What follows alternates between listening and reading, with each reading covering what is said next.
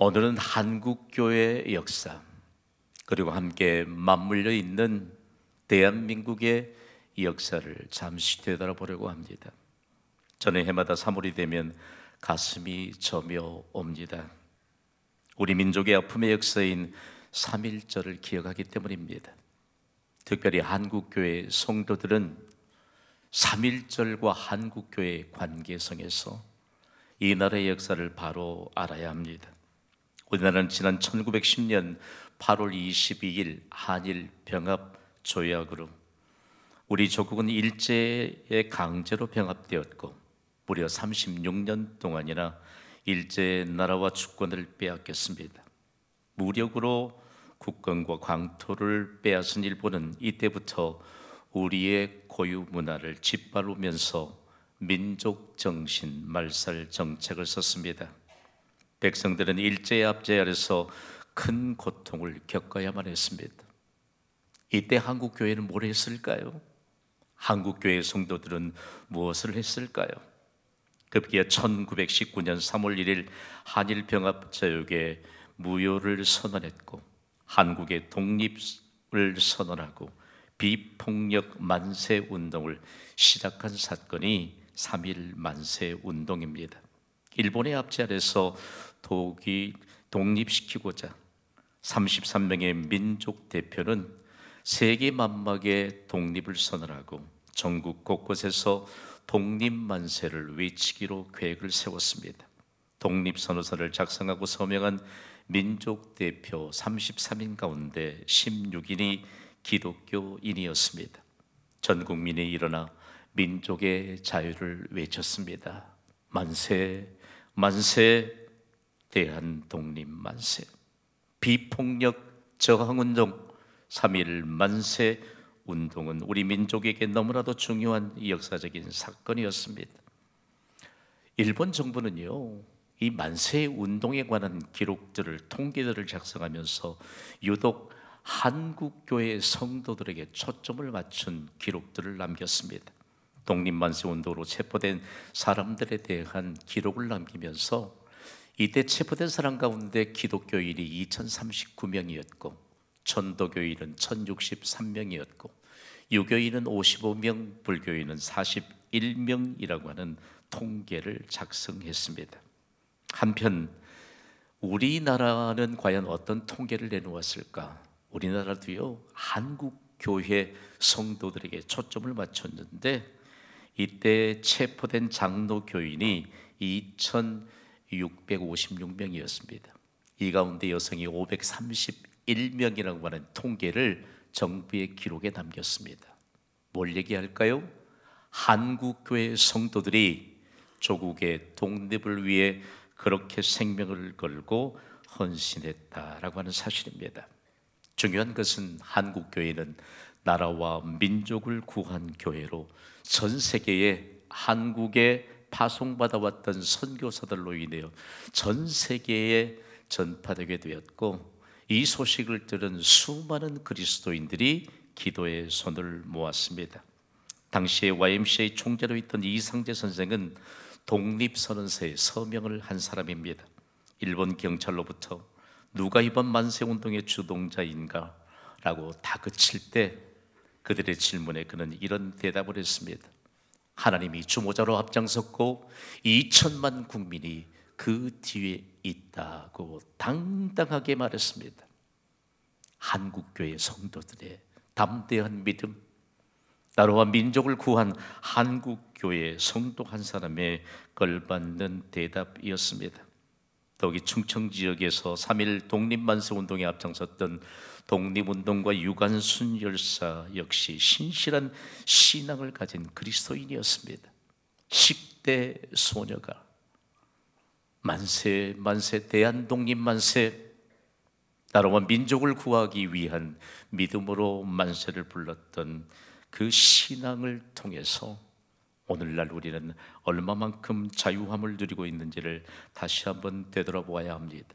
당시 한국교회는 민족 독립을 위해 헌신하며 나라를 구한 구국교회였고 한국교회 성도들의 기도는 나라를 구한 기도였습니다. 한국교회 성도들의 이와 같은 믿음이 이 나라의 부흥과 그리고 국가의 번영을 가져왔다는 사실을 아무도 부인할 수 없습니다. 저는 한국교회 역사를 연구하면서 논시울을 뜨겁게 하는 1919년 3월 1일 만세운동 때 한국교회 성도들이 거리마다 붙였던 경문을 알게 됐습니다. 요즘 말로 표현하면 포스터지요. 우리 함께 읽어봅시다. 시작. 우리는 아침에 기도하고 낮에 기도하고 밤에 기도합시다. 주일에는 금식 기도합시다. 그리고 성경은 날마다 환독합시다. 우리가 외치는 독립을 우리 대에는 얻어도 우리 자손 대에는 얻을 것입니다. 한국교회 성도들이 거리마다 이런 경문을 붙이면서 이 나라와 민족에게 희망을, 그리고 절대적으로 꺼지지 않는 희망의 등불을 켜는 한국교회에 대한 이와 같은 자긍심을 가지고 백성들을 절망으로부터 희망으로 이끌 수 있는 영향력을 발휘했다는 사실을 여러분 아십니까? 그저 얻은 것이 아닙니다. 당시에 한국교회 성도들은요, 일제강점기에 신앙심과 애국심은 동일한 밭에서 자란다라고 하는 분명한 표지를 만방에 전파하는 이런 메신저들이 되었습니다.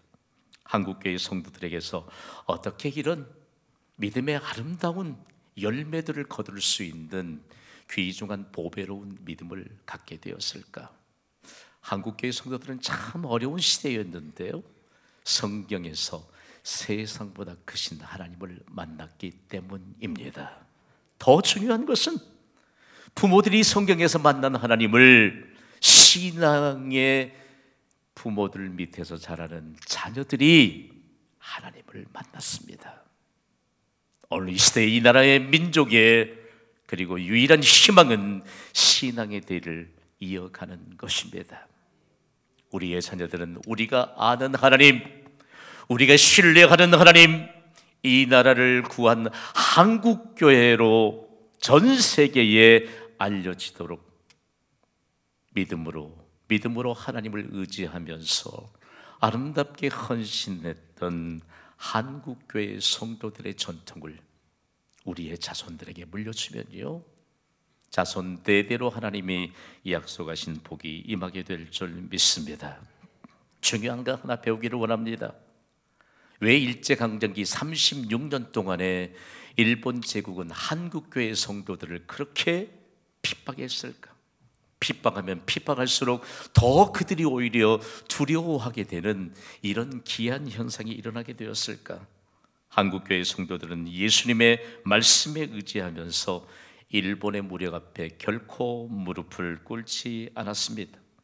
예수님이 오늘 우리에게 주신 말씀인 마태복음 10장 28절을 한국교회 성도들은 생명처럼 붙잡고 그 말씀의 실천자가 되었기 때문입니다.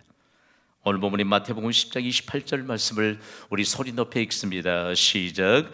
몸은 죽여도 영혼은 능히 죽이지 못하는 자들을 두려워하지 말고 오직 몸과 영혼을 능히 지옥에 멸하실 수 있는 이를 두려워하라. 아멘. 당시 한국교회 역사는요, 이 말씀을 가지고 얼마만큼 한국교회 성도들이 말씀의 표지를 분명하게 받았는가에 대한 그 기록들을 상세하게 남기고 있습니다. 일제압제에서도 한국교회 성도들은 예수님의 말씀을 의지했는데 첫 번째 메시지가 사람을 두려워하지 말라는 것입니다.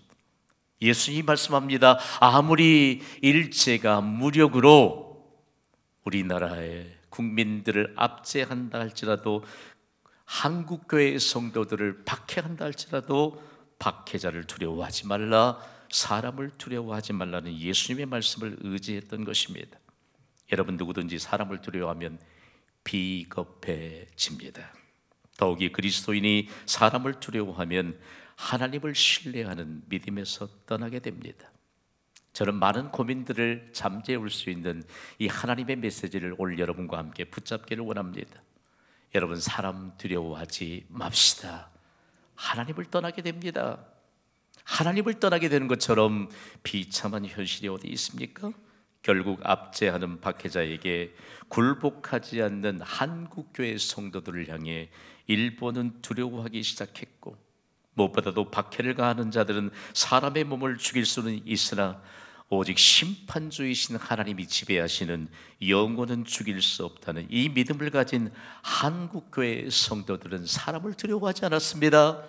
심판주이신 하나님을 두려워했습니다. 그러면 예수님이 던져주는 이 메시지가 얼마나 가슴에 깊이 새겼든지, 오직 하나님을 두려워하라. 만약에 일제가 무력으로 핍박을 가해오면 하나님을 두려워하라는 이 메시지를 삶으로 증거했던 한국교회 성도들에게는요, 사람을 만드신 분이 하나님이시고, 그리고 몸과 영혼을 지옥에서 파괴하시는 분이 하나님이신 것을 분명하게 삶으로 증거했다는 사실 여러분 아십니까? 오직 몸과 영혼을 지옥에 멸하실 수 있는 하나님을 두려워하라. 오늘날 그리스도인들의 믿음이 많이 약해졌습니다. 여러분, 우리가 이 땅을 사는 동안 예수 그리스도를 구주로 영접하면 천국을 보장받습니다. 예수님을 구주로 영접하지 않으면 지옥입니다. 심판을 면할 수가 없습니다. 그럼에도 불구하고 하나님을 두려워하는 우리의 중심이 사라지니까 우리의 가정의 테두리 안에 있는 가족들의 구원을 향해서도 우리에게 눈물의 기도가 사라진 것 아닐까요? 저는 오늘 3.1절 기념주일 이 예배를 전 세대와 함께 1부 예배도 섬기고 2부 예배 섬기고 3부에는 우리 다음 세대들과 함께 섬기면서 얼마만큼 우리에게 귀중한 하나님의 생명력이 있는 말씀이 우리의 삶에서 증거되어야 하는가 하는 사실들을 오늘 우리에게 말씀하시는 하나님의 음성을 듣고 믿음의 귀가 열릴 수 있게 되기를 소원합니다. 하나님을 신뢰하는 사람들은요, 심판주이신 그 하나님, 그러니까 오히려 핍박하는 사람들, 박해를 가해오는 일본 제국을 향해서도 긍휼의 마음을 갖게 됐는데, 사람을 두려워하지 않으니까 담대하잖아요. 담대하잖아요. 그리고 얼마나 영광스러운 이미지로 사람들을 대하는지 모릅니다. 그러면서 왜 하나님을 두려워해야 할 것인가에 대해서 예수님이 말씀합니다. 오직 하나님만이 모든 것을 허락하시기 때문입니다. 분명한 이유입니다. 오늘 본 마태복음 10장 29절에 예수님은 이렇게 말씀하세요. 우리 함께 읽습니다. 시작. 참새 2마리가 한 아사리온에 팔리지 않느냐? 그러나 너희 아버지께서 허락하지 아니하시면 그 하나도 땅에 떨어지지 아니하리라. 아멘. 예수님은 우리가 가져야 될 믿음에 대해서 말씀하고 계십니다. 하나님이 지으신 그 어떤 것도 하나님의 통제권을 벗어나서는 안 된다는 말씀입니다. 여러분, 말씀을 잘 들어보시기를 바랍니다. 참새 한 마리, 아주 값싼 가격에 팔려나가는 참새 한 마리마저도 하나님께서 허락하지 않으시면 땅에 떨어지지 않는다. 여러분, 오늘 우리가요, 우리의 현재가 하나님의 허락하심으로 우리의 현재가 있음을 믿으시면 아멘으로 화답하시기 바랍니다. 하나님이 허락하지 않으면 우리의 현재가 어디 있겠어요? 하나님이 허락하지 않으시면 여러분, 영원한 생명, 영원한 즐거움이 보장된 천국이 어디 있겠어요? 그럼 중요한 것은 하나님의 허락하심, 이것 하나님의 통제권 안에 머물러야 된다는 사실들을 예수님이 가르쳐 주신 것입니다. 여러분, 누구든지 하나님의 통제권을 벗어나면 하나님의 심판을 벗어날 길이 없습니다. 피할 길이 없습니다. 사도 바울은 하나님의 허락하신 곳 하나님의 통제권에 대해서 생명처럼 이방에 세워진 교회를 향해 증거했습니다. 그 가운데 에베소서 5장 18절에 그는 이런 서신을 하나님의 감동을 따라 전달합니다. 우리 함께 읽습니다. 시작. 술 취하지 말라. 이는 방탕한 것이니 오직 성령으로 충만함을 받으라. 아멘. 우리말 번역엔 조금 아쉬움이 있습니다. 술 취하는 것 대신에 성령 충만하라. 성령 충만하지 않으니까 술 취한다는 거예요. 우리나라의 경찰청에 이런 기록을 통해서 통계를 작성해서 보고했는데, 뉘우치고 뉘우쳐도 돌이킬 수 없는 실수는 술에 취했을 때 일어나는 경우가 많다는 사실들을 이렇게 통계적으로 작성했습니다. 모든 범죄의 85% 정도가 술과 관계가 있다는 명확한 통계입니다. 여러분, 술 취하면요 방탕으로 이어집니다. 성경은 술 취하는 것 대신에 성령 충만하라고 말합니다. 성령 충만하니까 무엇이 성령 충만일까? 참 오해하는 분들이 참 많아요. 성령 충만은 하나님의 통제권 안에 머무르는 것입니다.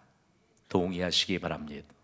하나님의 통제권을 벗어나지 않는 것이 성령 충만함이에요. 하나님의 통제권 안에 머무르는 것이 진정한 복인 줄 믿습니다. 하나님의 통제권을 벗어나가도 우리가 믿음이 있는 채 한다면 예수님이 제자들을 향해, 무리들을 향해, 외식하는 자들을 향해 경고했던 말씀을 기억해야 합니다. 하나님의 통제권을 벗어나면서도 내가 나를 통제하니까 오늘날 이 시대의 나라와 민족을 구한 한국교회 이 전통을 과연 어느 교회에서 볼 수 있을까요? 어느 교회에서 볼 수 있을까요? 여러분, 하나님이 주시는 은혜로 하나님의 통제권 안에 머무르면 선한 영향력을 펼치는 인생을 삽니다. 비로소 하나님의 기대치가 이루어지는 인생을 살 수 있습니다. 예수님은 다음으로 왜 하나님을 두려워해야 되느냐라고 말씀하실 때 오직 하나님만이 아시기 때문이라고 말씀합니다. 오늘 본 마태복음 10장 30절을 우리 주의 깊게 읽고 봤습니다. 읽습니다. 시작. 너희에게는 머리털까지 다 세신 바 되었나니. 아멘. 하나님이 할 일 없이 우리의 머리털이나 세고 계시는가? 이렇게 받는 분들이 간혹 있을 수 있습니다. 여러분, 중요한 문제인데요, 하나님께는 불가능이 없는 줄 믿습니다. 이것은 무슨 얘기일까? 우리를 만드신 하나님의 관심이 크고 세밀하다는 말씀입니다. 여러분, 하나님을 신뢰하는 믿음이 있습니까? 하나님이 우리를 향한 관심이 머리털을 다 세실 만큼 크고 세밀하십니다. 그러니까 우리의 눈물겨운 현실의 상황을 하나님께 맡기면 하나님이 해결해 주실 줄 믿습니다. 이것이 믿음이에요. 잘 안 맡기잖아요. 저처럼 기도를 강조하는 목사가 어디 있을까 정도로 여러분이 그렇게 기도하자고 하면 좀 부담 요소가 있으면 오늘 좀 내려놓으세요. 내려놓으세요. 하나님이 활동적 주시니까 어디를 그렇게 분주하게 다니시는지 은혜의 보좌 앞에 하루 시작해야 되지 않겠습니까? 이 나라와 민족을 구한 한국교회의 전통, 우리의 자녀들이 물려받아야 될 신앙의 모범들을 무엇으로부터 쌓아야 될까요?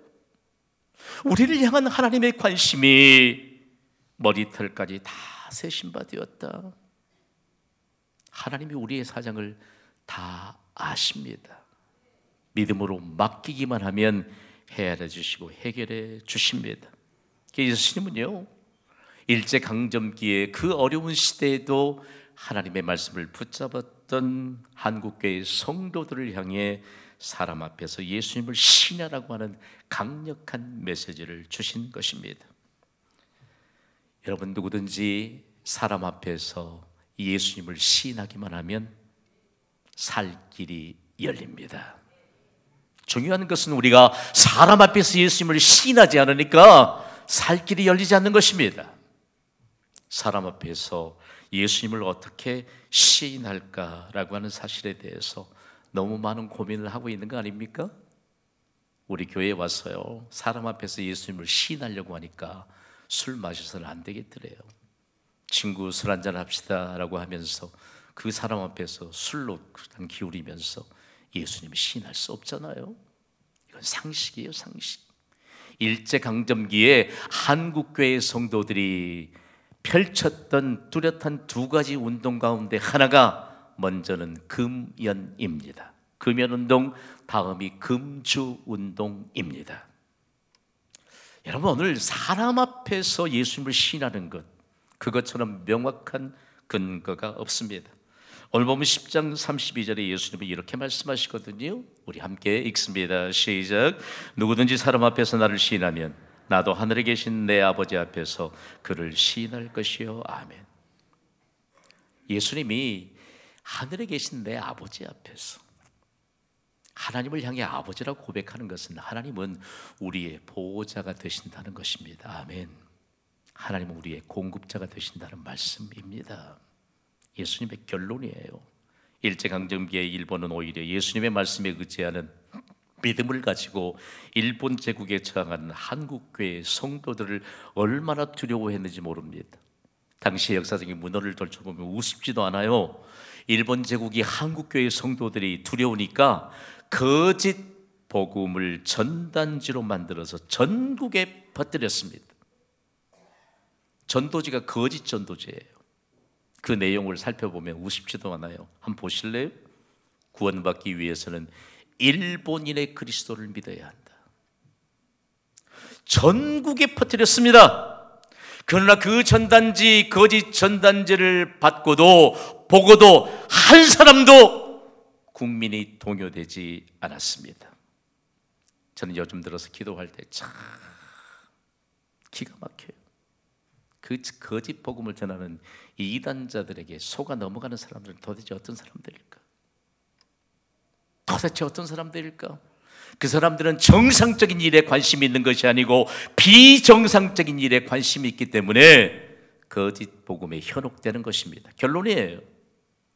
여러분, 그리스도인은 지극히 정상적인 일에 관심을 가져야 될 줄 믿습니다. 그래야 하나님이 복을 주세요. 그런데요, 이때에 왜 이런 일들이 일어났을까? 왜 국민 한 사람들이 거짓 복음에 속아 넘어가지 않았을까라고 하는 것인데요, 당시 한국교회 지도자들은 민족의 지도자가 되어서 고난을 받았습니다. 평신도들 역시 일제에 의해 고난받은 계층이 되어서 민족의 고난을 대신 짊어진 그 모습 그대로 나라와 민족을 위해 헌신했습니다. 한마디로 사람 앞에서 예수님을 시인하는 믿음으로 살았습니다. 저는 이 대목을 연구하다가 이미 일제강점기 이전에 나라와 민족을 구한 한국교회의 감추어진 역사들을 알 수 있었습니다. 국민의 신뢰를 얻게 된 나라와 민족을 구한 한국교회의 감추어진 역사는 거슬러 올라가서 1895년에 있었던 두 가지의 역사적인 사건에 근거합니다. 먼저는 청일전쟁 이후에 무서운 전염병 퇴치에 한국교회가 앞장을 섰습니다. 이때 얼마나 큰 전염병이 이 나라를 엄습해 왔는지, 급하고 빠르고 전국으로 확산됐는지 얼마만큼 무서웠는지 모릅니다.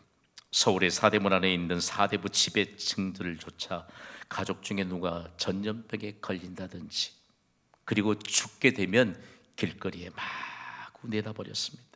이런 비참한 정황 속에서도 한국교회 성도들은 전염병의 위험도 마다하지 않고 길거리에 나서 활동하기 시작했습니다. 이때 한국교회 성도들이 335짝을 지어서 했던 행동들을 기록으로 남겼는데, 왼팔에 십자가 완장을 찾습니다. 그리고 찬송을 부르면서 길거리에 이 전염병에 감염된 자들, 죽어 있는 자들까지 정성스럽게 그들이 감당하면서, 더욱이 당시의 문헌들을 보면요, 이런 정성껏 치료했던 문헌이 남아있는데, 당시의 기록에 따르면 길거리에 벌어졌던 환자 308명 가운데 145명이 다시 생명을 찾았노라고 우리나라의 역사의 한 대목에 그대로 기록되어 있습니다. 민심마저 흉흉해졌던 백성들은 한국교회 성도들로 인하여 다시 평안을 찾고 큰 감동을 받고 새 힘을 얻게 된 것입니다. 또 하나의 사건이 을미사변입니다. 명성황후 살해 사건. 그 무자비한 일제에 의해 명성황후가 살해됐습니다.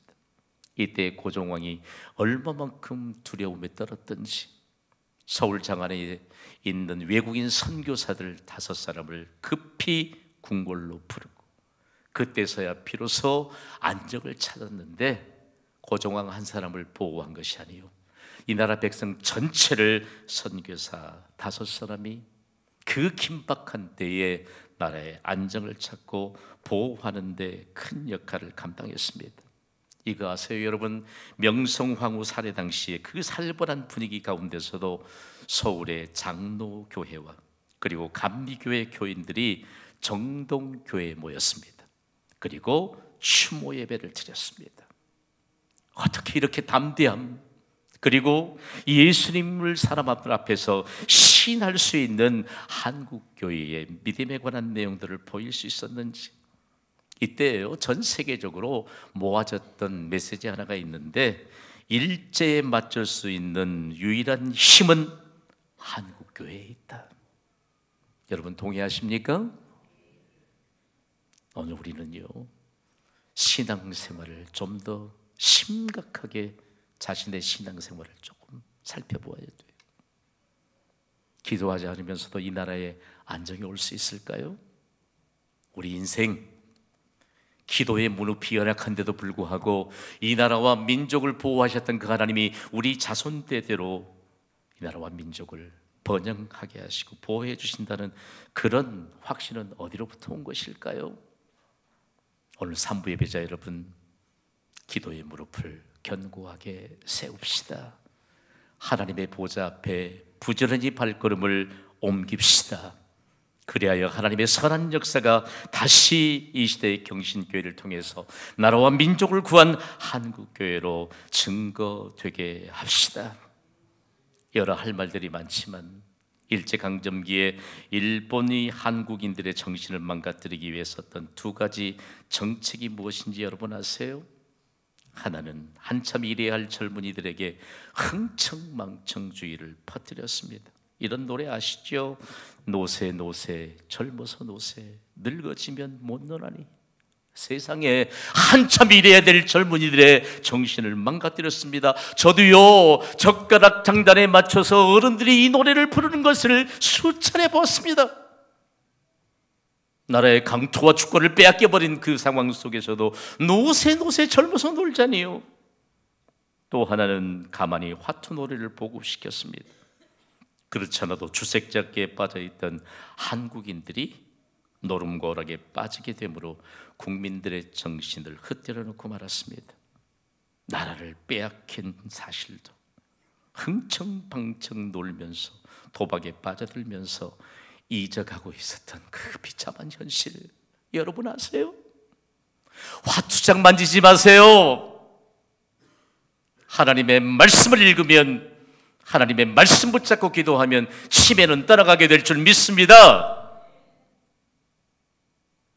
정신을 망가뜨리는 일제의 잔재가 아직도 남아 있습니다. 이때 한국교회는 뭐 했을까? 여러분 놀라지 마세요. 한국교회는 소그룹 모임을 보급시켰습니다. 335 술잔이나 기울이고 화투짝이나 만지던 그런 모임과는 차원이 다른 하나님의 말씀, 하나님의 영광을 노래하는 찬송, 기도의 무릎을 세우면서 소그룹을 보급시켰습니다. 이 나라와 번영 현재 어디로부터 온 곳인지 여러분 짐작이 가시죠? 저는 당시의 한국교회의 상황을 이렇게 여러분과 함께 정의하고 싶습니다. 함께 읽어봅니다. 시작. 한국교회는 소그룹 모임으로 흥청망청주의와 화투놀이로 뒤루어진 어둠의 계절을 물러가게 하고 밝고 푸른 그리스도의 계절이 임하게 하였습니다. 결론입니다. 경신교회 성도 여러분, 나라와 민족을 구하는 한국교회 신앙의 대를 이어 제2 도약의 시대를 열어가는 축복의 지역으로 살아가기 위해서 우리는 무엇을 해야 할까요?